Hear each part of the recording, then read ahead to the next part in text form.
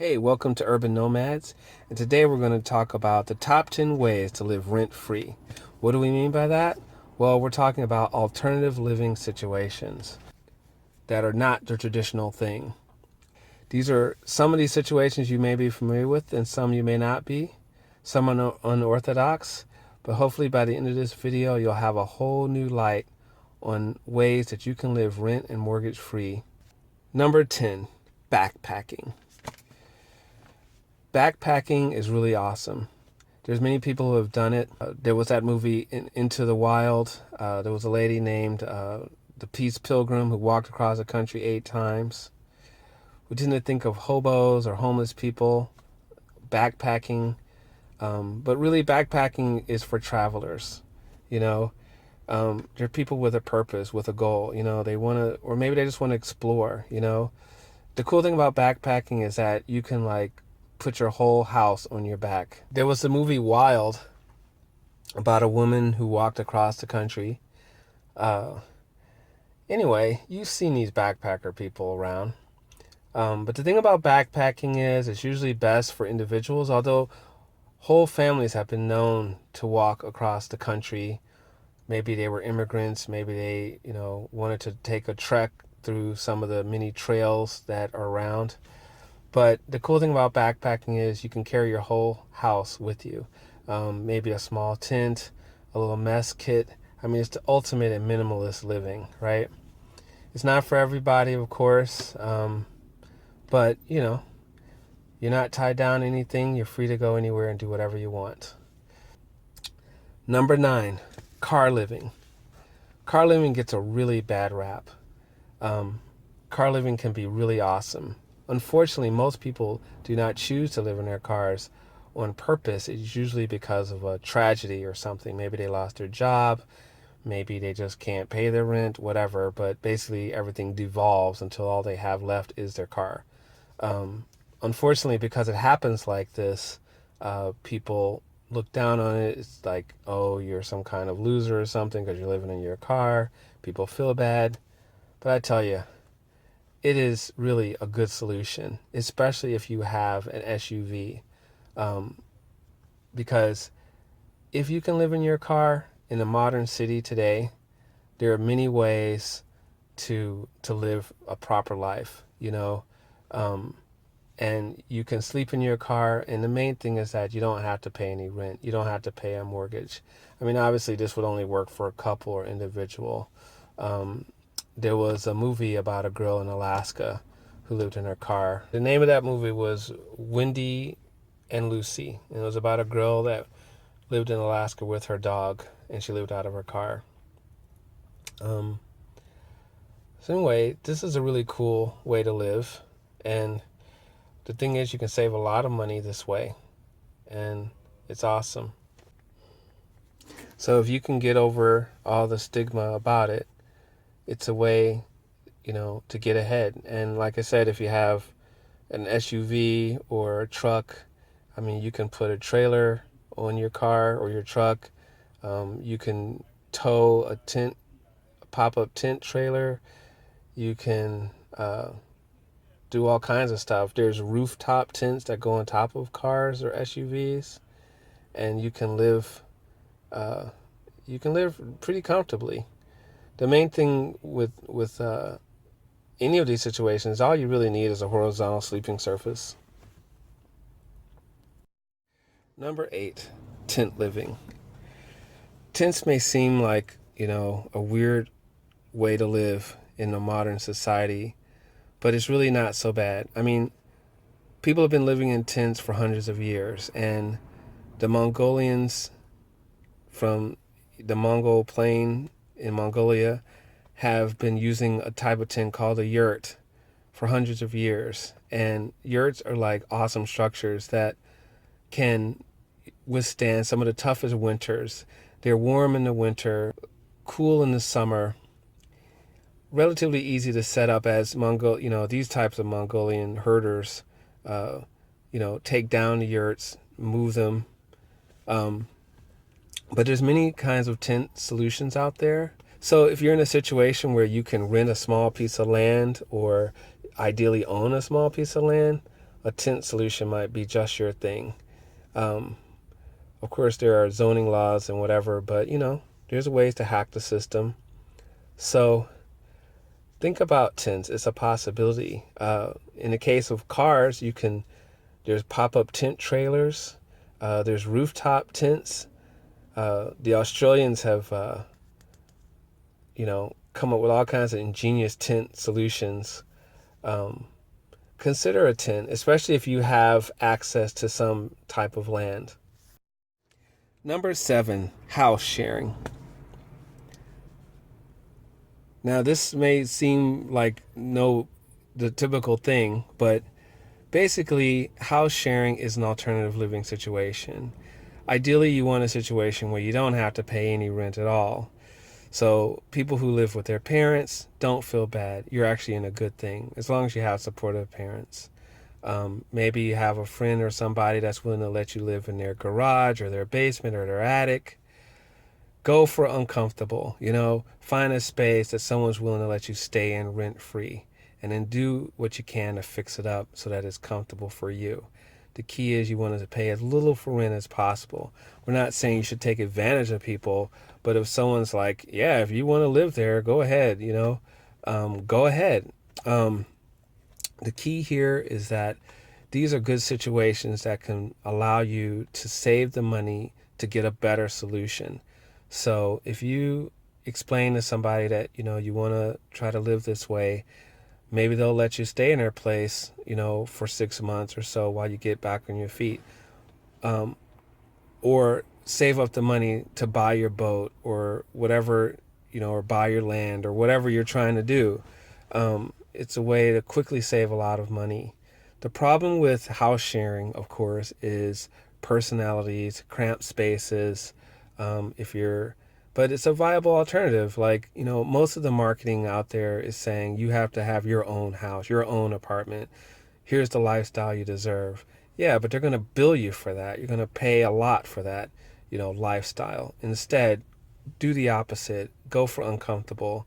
It's uncomfortable sometimes living with other people, but if you can do this, you can save money.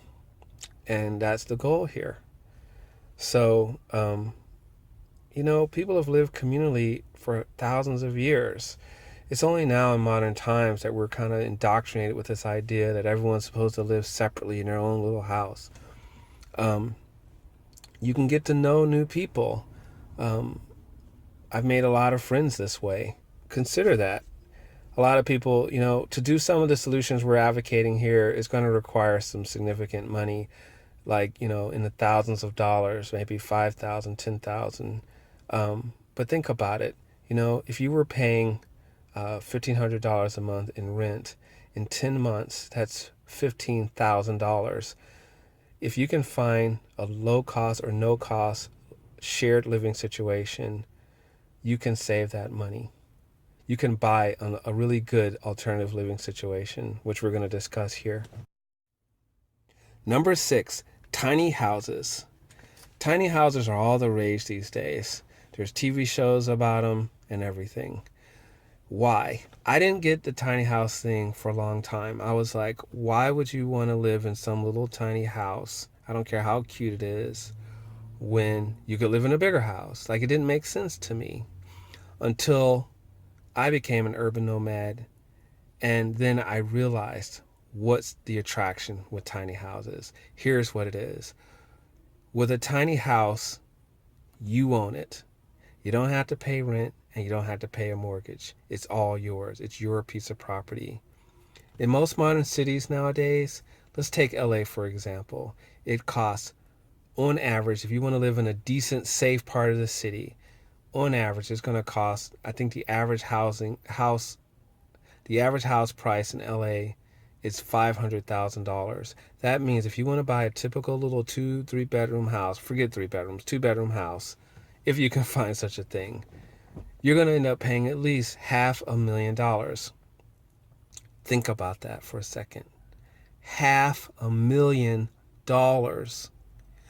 You're going to sign a mortgage document saying that you are obligated to pay the bank or whoever you're borrowing the money from $500,000 over 20 or 30 years. Basically, this is indentured servitude, okay? And, sure, maybe the house will go up in value, maybe it'll go down in value. If it goes down, you're going to be screwed. The cool thing about the tiny house movement is if you can get access to a small piece of land, ideally that you own or can buy, you can build or buy or, get a little tiny house there, and it's your house. It's tiny, but it's yours, and there's no mortgage payment or anything, hopefully. There's all kinds of cool tiny house solutions. I mean, there's a whole universe, and it's a movement that's growing by the day. There's tiny house villages. Anyway, some of these other solutions I'm going to talk about are related to tiny houses, but that's the key. The other thing is that you can use your creativity to build a house you want. And one of the things that the society is kind of taken from us or discouraged is our creativity. Most people are capable of so much creativity, but this society would encourage you to think that you have to buy it from someone else and forget that you have the power to design and create what you want for yourself. And that's what people are doing with tiny houses. Number 5, shipping containers. You ever see those giant shipping containers on container ships that they ship goods from China in all the time? Well, it didn't take much of a leap of faith for people to start thinking about living in them. They're incredibly sturdy, well-made, inexpensive structures. And, they're designed to be attached to ships and go on trans-Pacific and Atlantic oceanic voyages. They're designed to last decades, and they're cheap. And they're like the perfect size to live in. And so there's this whole movement out there to take shipping containers and construct really creative living structures out of them. Because they are designed like building blocks, people have come up with all kinds of creative structures where you pile them on top of each other in all kinds of creative ways. I mean, shipping containers are great. I mean, they already come with the 4 walls you need, a door. All you have to do is finish up the inside, install some plumbing, add a bedroom, a desk, cut out some windows, and you're good to go. There's people doing all kinds of creative stuff with them. Self-contained off-grid solutions, multi-story solutions, you name it, they're doing it. And, I heard you can get a used shipping container for like $2,000-$3,000. You probably can get them cheaper than that. So shipping containers are, in a way, related to the tiny house movement. And they're definitely something to be looked at. Of course, it helps if you have access to some land to locate your shipping container home. You can buy a small plot of land or rent one. But give shipping containers some serious thought. Number 4, truck living. Once I started thinking this way, I started looking around and I started seeing all kinds of living solutions all around me. Giant trucks would go by and I'd think, wow, maybe someone could live in that. I mean, think about how big an 18-wheeler is. And like shipping containers, why not, right? Well, obviously I wasn't the first to think this way. There's many people out there now taking truck frames, truck bodies, and building all kinds of alternative living solutions. There's a guy in New Zealand that him and his wife took the frame of a truck. Well, they bought a truck, and I think it was like a type of dump truck, and they basically broke it down to its frame, and they rebuilt it up, and they basically built a transforming castle out of it, which you can see in the video below. It's really awesome. And it just goes to show, if you're creative and willing to work with your hands a little bit, you can make all kinds of cool things out of trucks. There was a guy, he took a truck and he basically reconfigured it to be his own little custom RV. So the cool thing about trucks is you can get them really cheap. Maybe, you can find an old used truck for around $3,000 or $4,000. And then if you're willing to work with your hands, you can build the mobile home of your dreams. Number 3, bus living. Of course, just like trucks, I started to look at buses too. All it takes is a giant city bus driving past you for you to start to think, I could live in that. And of course, no sooner had I had that thought that I discovered all kinds of people already beat me to it. There's people living in old city buses, old school buses, and double-decker buses. It's really cool. There was a group of Israeli women that took an old city bus, gutted out the inside, and turned it into this chic RV. There's lots of people taking old school buses and gutting them out and turning them into really nice living spaces. The cool thing about a bus is that it has windows, and they're sturdy and they're strong and they have good engines. I mean, think about it.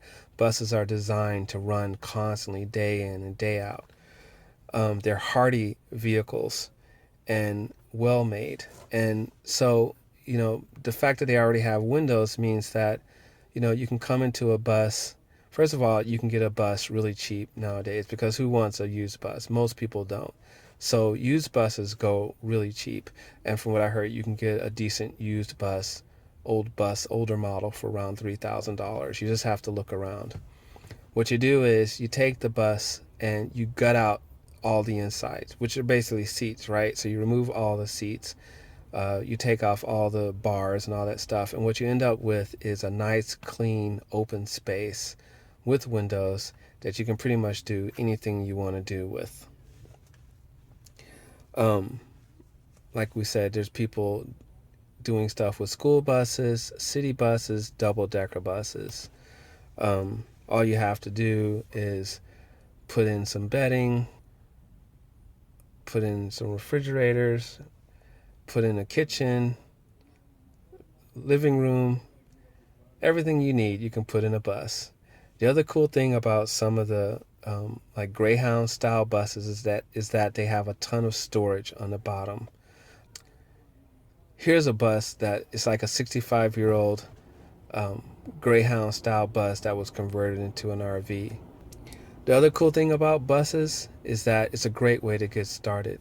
Part of the problem with this whole alternative living thing is like, how do you start, right? Especially if you don't have a ton of money. So a bus is a great way to get started with very little money. For example, you could buy a used bus for around $3,000, and then you could live in it while you fix it up. Of course, it'd be rough living at first, but at least you'd have shelter and you're covered, and you could just get creative and camp out in the bus. And then you start fixing it up. And all the money that you will save from not having to pay rent, you can use to fix up your bus just the way you want. And now for our runner-up, number 2, RV living. Obviously, everyone knows about RVs. RVs are like the first thing you think about when you think about alternative living situations. It's the most obvious choice. You see them everywhere. Many people are already living in RVs in urban settings. But when you really look into the world of RVs, nowadays RVs are a high art. I mean, there's all kinds of configurations, from little camper vans, pop-up trailers, campers that go in the back of trucks, to giant mega RVs that are the size of Greyhound buses and beyond. Getting extreme, there's expedition RVs that are basically designed to go over rough terrain, carrying luxury houses on their backs. And there's all kinds, whatever situation you can think of, someone's thought of it and is doing it. The cool thing about RVs is that there's a billion of them out there, and you can get you can get a decent RV for as little as $1,500. There really is no excuse to live this lifestyle. There are people all over the world living in RVs and living totally normal lives. There's a guy out of Canada that lives out of a camper van, and he's been doing it ever since high school. He works a regular job, and he lives in his camper van. And when you see this camper van, it has everything that a normal home would have. RVs make really good use of space, and what we're learning is that your average physical dwelling makes an absolute horrible use of space. It's a lot of wasted space, a lot of wasted energy, inefficient use of lighting, plumbing, everything. Out of necessities, RVs must use these things in the most efficient way possible, and because of that, they've taken the technology of living space just to high levels. So check out RVs. They're really cool. Some people buy old RVs. There's a guy out of Alaska. He took a really old RV and he gutted it out and he completely tore it down to its frame and he rebuilt it out of wood, and he basically built a wood RV. And it's kind of like a combination tiny house on wheels RV that he made from scratch. It's really beautiful woodworking and everything. It has everything you need. There's all kinds of RVs out there. It's just amazing. So, check them out and see what you think. RVs are viable solutions for all living situations. There are families of 12 living out of RVs. There was a story about a surfing California family of 9 that raised their kids out of a small, tiny RV. There's many families as big as 6 living out of RVs. The cool thing about RVs is that you can travel with them and you can move around. And nowadays, with slide outs and all kinds of other technologies, you can pretty much live a decent life in an RV, as nice as or nicer than any physical dwelling. And number 1, boat living. So I had a really hard time trying to decide which should be number 1, RV living or boat living. When I first recorded this video, I was thinking boat living was number 1, and it's really a toss-up. I mean, I've learned a lot more about boat living since I made this video originally. They both have their pros and cons. I mean, me personally, I'm very attracted to boat living because it just seems cool and adventurous and exciting. But there's a certain aspect of boat living that has come about that I've noticed, which is that it's very expensive and it takes a ton of work. In fact, I would say that it takes 10 times more work to live on a boat than in an RV. But on the other hand, I feel like you can have about, 10 times more fun with a boat than an RV. Boats are more for travelers. So in this situation, we're talking about people living in marinas or moored up near the city. I feel honestly that, I don't know. I mean, being moored up at a marina is as close as you're going to get to owning land in the city without having to buy land. And although we call this video 10 Ways to Live Rent-Free, boat living does require renting a slip in a marina, so it's not quite the same. But, there are situations where you can use a mooring ball, which is a boat, a ball out in the harbor. You usually have to pay for that as well, but it's like very cheap. So cheap as to be meaningless. So, I don't know. I still think boats are cool. I mean, if you're moored up at a marina, you get all the amenities of, a typical land-based solution. You get utility hookups and you get, facilities and running water. Boats are cool because basically you can get a boat really cheap. Now, I did a video on this here, how to buy a boat really, really cheap. And I got a lot of pushback from some veteran boat people about that I didn't know what I was talking about, blah, blah, blah. But the bottom line is, they're not coming at it from how can I live cheaply? They're coming at it from a perspective of, I want to buy a boat and I want to sail it and blah, blah, blah. If you're just looking for a boat just to live on, the bottom line is you can buy a boat for $1,500 and you can pay for a slip at a marina, a couple $100 a month, depending on how big your boat is. And that's pretty doable. I mean, in major cities like San Francisco, New York, and LA, you're probably going to start running up against some pushback from the establishment, because they don't want everyone doing that, right? And so the slip fees are getting kind of expensive. But if you go on the outskirts of those cities, or if you go into any other city, you can get a marina slip relatively cheap. Now, for boat living, there's a term, the term is called liveaboards. That's the boat term for living on a boat. We're going to talk about liveaboards. And so the other issue is that if you're going to be in a marina, there's 3 types of slips. There's slips, regular slips for temporary people, people cruising around and they come into that marina temporarily. And then there are slips for people who are just storing their boat there, but they don't live there. And that's probably the most common type of slip. And it's kind of like RV storage or boat storage, But your boat's there, ready to go, hopefully. And then the type that we're interested in is called a liveaboard slip. So, as you can imagine, these are rare, hard to get. They require you to have good credit, blah, blah, blah, blah, blah. It's pretty much just like living in an apartment or trying to lease an apartment. You got to have good credit, you got to put in a down payment, blah, blah, blah. If you don't pay, they can confiscate your boat and sell it off at an auction. But anyway, boats are cool, mainly because you get to sail in the ocean. And you can get really creative with boats. You can, people are doing all kinds of cool things with boats. There's river boats on rivers. This is more common in Europe, in England in particular. There's several canals in England, especially near London, and people have these long river boats that they've rehabilitated and hacked the London rental market. There's also canals in France.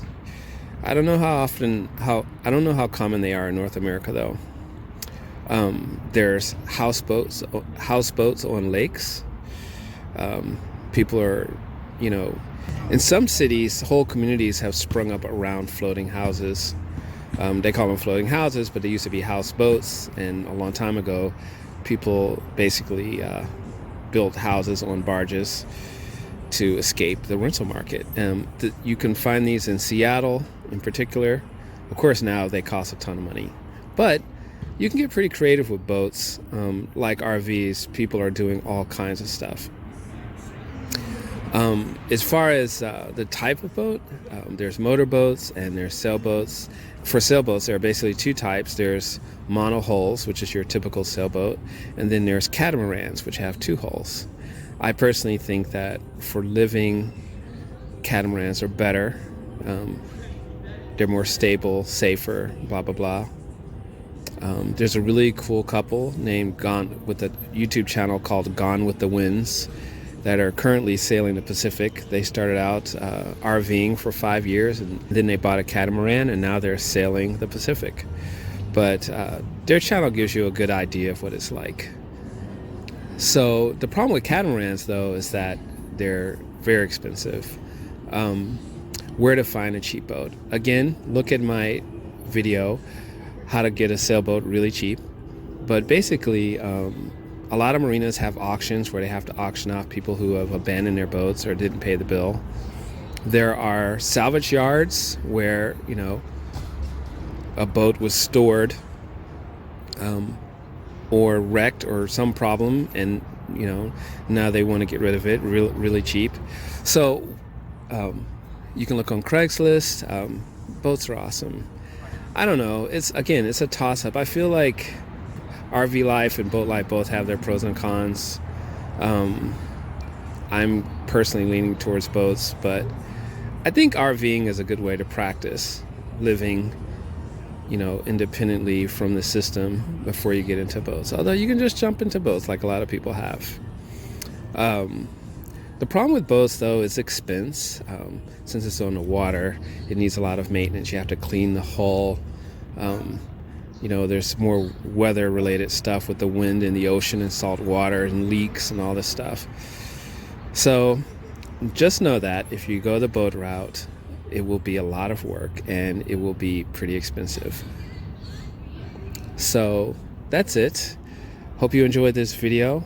Please like and subscribe and share. And please let me know in the comments what you think, any ideas you have, if there are any solutions that I haven't touched on. And take care.